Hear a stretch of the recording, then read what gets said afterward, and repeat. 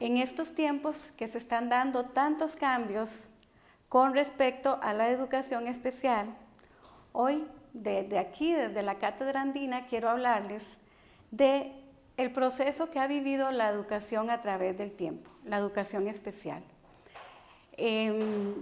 Para llegar hasta la actualidad con este proceso de inclusión. Para hablar de inclusión es necesario retomar la historia de la educación especial. Antes, cuando se hablaba de conducta humana, se fueron creando estereotipos, se fueron haciendo modelos que tenían que cumplir con una sociedad. Toda conducta humana que no estaba dentro de la normalidad, de acuerdo a los parámetros sociales, eran mitificadas. Se les llamaba a estas personas enfermos mentales, aunque no lo fueran, endemoniados, calificativos tan grotescos como estúpido o como idiota, y muchos de estos se prestaron para grandes injusticias, como quitarles sus bienes, como quitarle las herencias de tierra, porque se justificaban diciendo que estas personas tenían problemas para manejar estas cosas. Ya luego se pasa a otro modelo.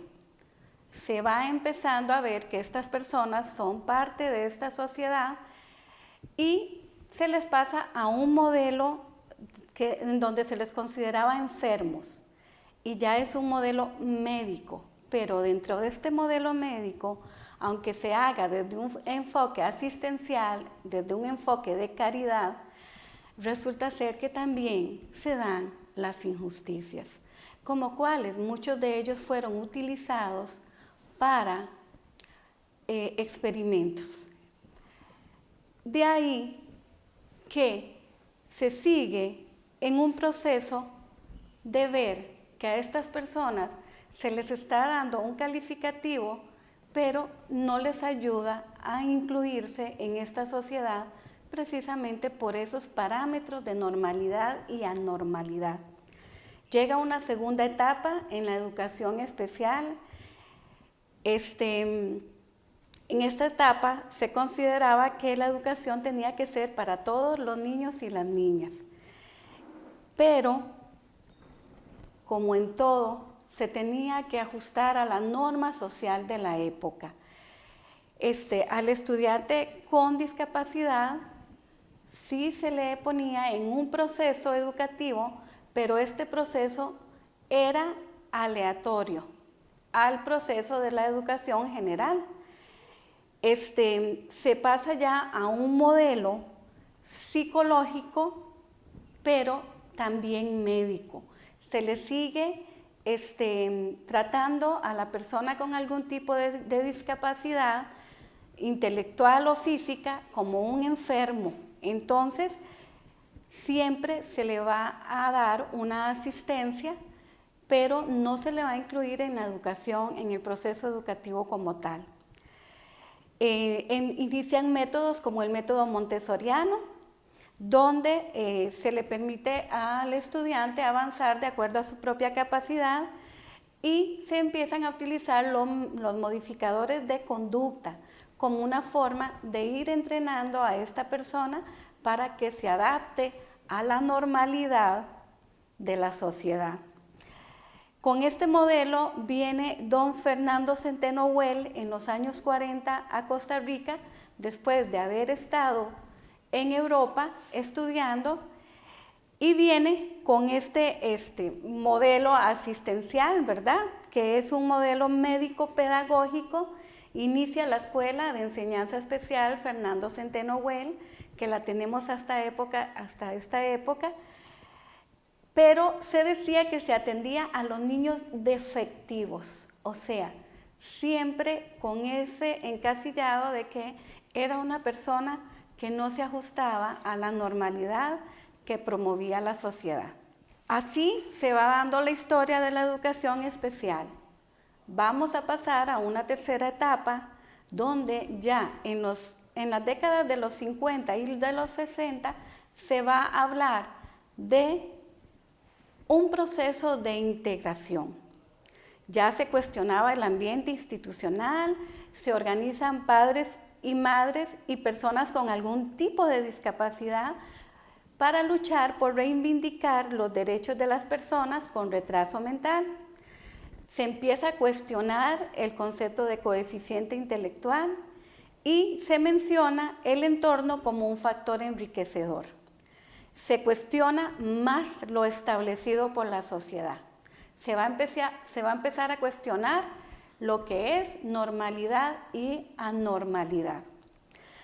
Cuando se llega al proceso de normalización, se inicia con el principio, como lo decía antes, de integración, como un opuesto a la segregación que siempre se le hizo a la persona con algún tipo de discapacidad o que marcara alguna diferencia a lo establecido. Y como una filosofía que parte de que todas las personas deben participar de la sociedad a la que pertenecen y ser atendidas de acuerdo a sus necesidades. Este es el modelo integrador. Este es un modelo sociológico donde se le reconoce a la persona con algún tipo de discapacidad sus derechos y deberes como ciudadano. Pero la separación entre la educación especial y la educación regular continúa. Ellas siguen funcionando de forma paralela, como un único, y no como un único método que dé respuesta a cualquier tipo de discapacidad. Las actitudes del profesorado en esta época siguen siendo de exclusión, pero a pesar de todo esto, la matrícula en la educación especial sigue aumentando.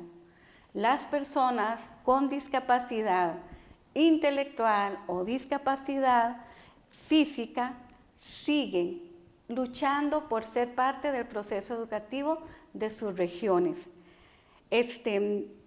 Y a pesar de ello, toda la discapacidad intelectual se sigue sacando de las aulas regulares. Se sigue trabajando de forma que la persona no se involucre con el resto de niños de la escuela. Entonces, la integración como tal es cuestionable, porque en realidad no se da la integración como se quiere, sino que se le pone ahí como una parte del proceso educativo de un país, pero en centros aparte y diferenciados, como siempre se llamó. En una próxima vamos a continuar hablando de este proceso de la educación especial y su llegada a la inclusión que se está haciendo en la actualidad. Muchas gracias.